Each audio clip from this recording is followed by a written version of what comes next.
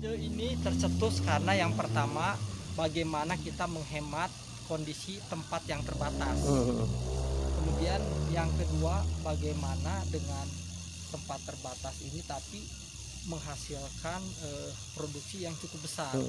Nah, ide ini kita rancang dengan pengembangannya bagaimana dalam satu kolam sempit ini ikannya supaya banyak isinya. Nah, apa yang harus dilakukan? Berarti sirkulasi pakan ikan ini harus dilaksanakan.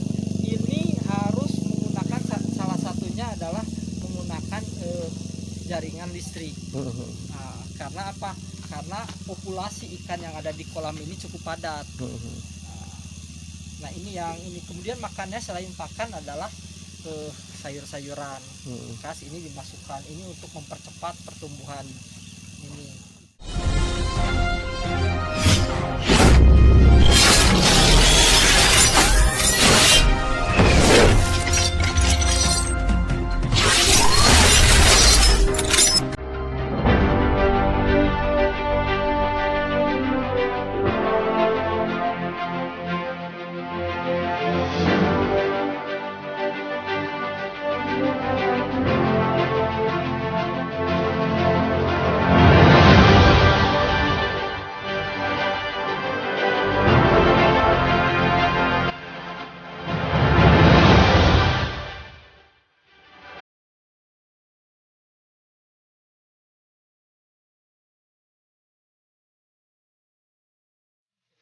Ekor. Jadi jumlahnya 3.000 ekor. Ini usia panen 3 sampai 4 bulan. Berat ikannya 300 sampai 500 gram. Ini potensi panennya 250 sampai 300 kg. Inilah membantu ketahanan di bidang hewani untuk masyarakat. Berarti untuk saat ini hanya pengembangan bibit aja, Komandan ya? Ini udah pengentasan. Ini udah bibit. Oh, bibit. Udah, nanti kita buat untuk dari indukannya mencari bibit sendiri karena ininya kan kita buat 100 unit. Dari mana bibitnya? Kalau beli di masyarakat kan nggak akan dapat. 100 kali 3.000. 300.000 sekitar 3 juta ya. 3 juta ya. Dari mana bibit cari 3 juta kalau kita nggak buat dari indukannya? Nah, ada nanti kita dari indukannya dari Balai Perikanan. Kita belajar di sana untuk mengembangkan. Nah, inilah 2 tingkat tapi pakai listrik. Kita naik atasnya. Ini bibit ini yang kita masukkan ini sudah dipilih bibit unggul. Sehingga mudah-mudahan ini sebagai percontohan hasilnya akan memuaskan dengan kondisi ikan seperti ini. Ini dari mulai sejak kapan, Komandan? Ini kita lakukan ini baru kita coba, sebelumnya kita pernah lakukan 4 bulan yang lalu. Sekarang kita akan mengembangkan dengan 100 unit seperti ini. Pernah diuji cobakan, Komandan, sebelum ini, Komandan? Sudah. Hasilnya seperti apa, Komandan? Ini hasilnya memuaskan. Makanya ketika tahun kemarin pertengahan Agustus kita coba selama 3,5 bulan berhasil, makanya kita melanjutkan program ini dan mengundang investor. Mudah-mudahan dalam waktu dekat akan dikeluarkan brosur atau ini pamflet untuk para investor. Diuji coba kemarin dari berapa ekor, Komandan? Sama program ini sudah diperhitungkan. Kemarin juga dihitung oleh Balai Perikanan bahwa luas seperti ini bisa masuk 1.600. Jadi tidak jauh dengan perkiraan kita adalah 1.500 dengan luas 2,4 kali 2,8. Ini yang kita kembangkan. Nah, ini produksinya kemungkinan ini 300 sampai 99%. 99%. Hampir nggak ada yang meninggal. Pakan tidak akan yang mati. Yang penting pakan diatur sesuai dengan luas ini, kemudian sirkulasi air. Karena meskipun ini terik matahari ini tetap dingin karena sirkulasi. Kita buat, mudah-mudahan ada 100 tempat lagi seperti ini.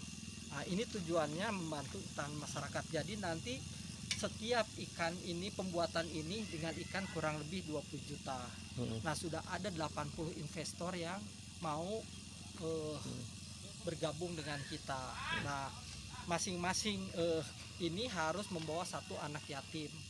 Jadi sambil berbisnis kita sambil beramal. Nah, ini disubsidi 20 juta, disubsidi 11 juta berupa alat ini. Malam ini ya komandan ya. Ya, ini buat kita sendiri. Kita kembangkan sini nih. Ini ajola namanya komandan. Ya. Ini mata lele. Mata lele. Oh beda ini teh. Ya beda. Dua jenis. Bupati kaget penemuan ini. Nih makanannya nih. Kok Bupati juga kaget? Iyalah. Oh bisa pakai tumbuhan ya? Ini karena udah dikasih makan di sini nih kelele sekarang. Nih.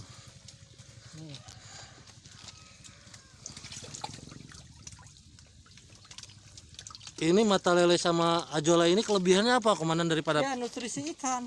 Jadi jangan dikasih pele terus. Harus dikasih ini.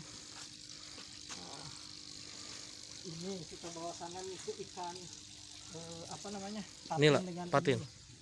Inilah nih patin. Idenya itu kita berdiri duduk di termenung di pinggir sungai. Nah, Citarum. Bagaimana semakin lahan ini semakin sempit, bagaimana pengembangannya semakin luas. Nah, apalagi sekarang program pemerintah bagaimana anak-anak kita diharuskan makan makanan yang berprotein. Salah satunya adalah ikan. Kan di sini budidaya apa aja komandan? Nah, selain ikan nila, ini budidaya ikan patin dan ikan lele. Nah, kemarin ikan nila, ikan lele ini sudah berapa kali panen, kita berikan kepada masyarakat yang tidak mampu. Kita undang ke posko, masing-masing mendapat 2 kilo, isinya 1 kilo 7, berarti 14. Lumayan untuk membantu sedikit masyarakat. Begitu juga kita bercocok tanam, ini semua jenis tanaman sayuran, buah-buahan ada di sini. Lalu ketika panen masyarakat cabai silahkan mengambil sini. Sepuasnya. Sehingga, bisa membantu masyarakat, masyarakat sekitar sini tentunya. Kemudian sebagian kita tanam di sektor 18 berbagai jenis tanaman untuk penguat bantaran sungai. Siap komandan. Tadi yang terbesar. Nah, sejak ada Satya Citarum Harum yang tadinya Sungai Citarum masuk 5 terkotor di dunia, sekarang sudah lebih dari 100 ranking, udah keluar dari ranking. Kenapa? Karena masyarakat mulai sadar akan pentingnya kita menjaga alam, khususnya alam sungai yang ada.